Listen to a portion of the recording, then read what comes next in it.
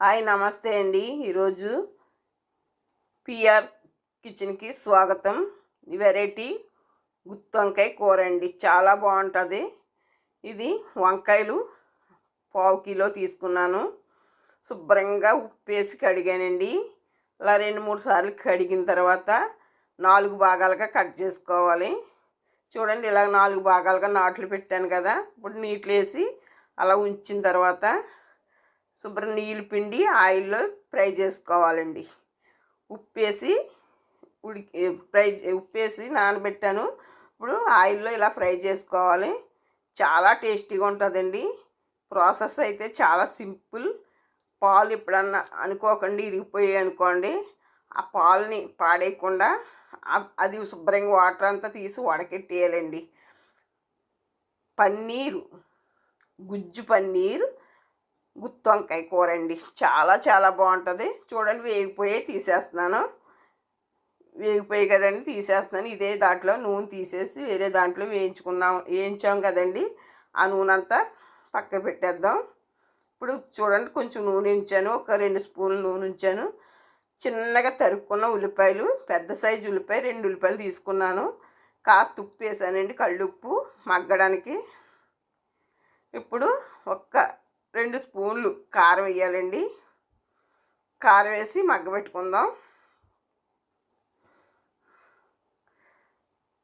కారం వేసి మగ్గబెట్టుకుందామండి. చాలా రుచిగా ఉంటుందండి. Different taste. ఎప్పుడు మీరు చేసి ఉంటారు. చపాతీలోకి, రోటీలోకి, అలాగే రైస్లోకి, అలాగే బిర్యానీలోకి, ప్లేన్ బిర్యానీలోకి సూపర్ ఉంటుంది.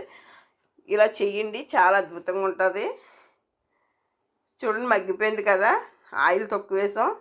ఇప్పుడు దాంట్లోనే అల్లం, వెల్లుల్లి, జీలకర్ర పొడి ఇవన్నీ వేసి మనం ఇలా వాటర్ వేసేయడమేండి. పొళ్ళు, అల్లం, జీలకర్ర, ధనియాలు, మరి మన వెల్లుల్లి పొడి, ఈ పొళ్ళు వేసానండి. నేను ఇప్పుడు మసాలా వాడుకోవడానికి ఖాళీ టైం లేదు నాకు.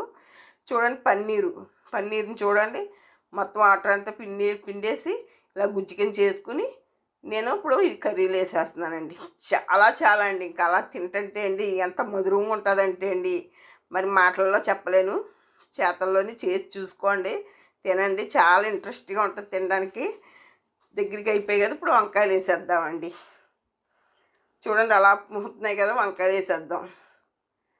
చాలా బాగుంటుందండి. ఉత్తిని కూడా తినేవచ్చు, అంత అద్భుతంగా ఉంటుంది. మసాలా అంతా పట్టి దగ్గరికి ఎగిరిపోవాలండి. మీకు నచ్చితే లైక్ చేయండి, షేర్ చేయండి, కామెంట్ పెట్టండి, బెల్ ఐకాన్ ప్రెస్ చేయండి. వీడియో పూర్తిగా చూడండి, మీకు అర్థమవుతుంది. వీడియో పూర్తిగా చూస్తేనే కదండి అర్థమవుతుంది. చూసారు ఎంత గ్రేవీ వచ్చి ఎంత బాగుందంటే అండి, చాలా కమ్మగా ఉంది. నేను అప్పుడే టేస్ట్ చేశాను, ఉప్పు కూడా అన్నీ సరిపోయి కరెక్ట్గానే. ఇలా చేసుకోవాలండి. చూసారా, ఆయిల్ బయటకు వచ్చేస్తుంది కదా. ఆయిల్ బాగా బయటకు వచ్చే వరకు మనం ఉడికించాలండి. మరి ఈ వీడియో మీకు నచ్చితే మరి షేర్ చేయండి. ఉంటానండి మరి మరొక అద్భుతమైన వీడియోతో.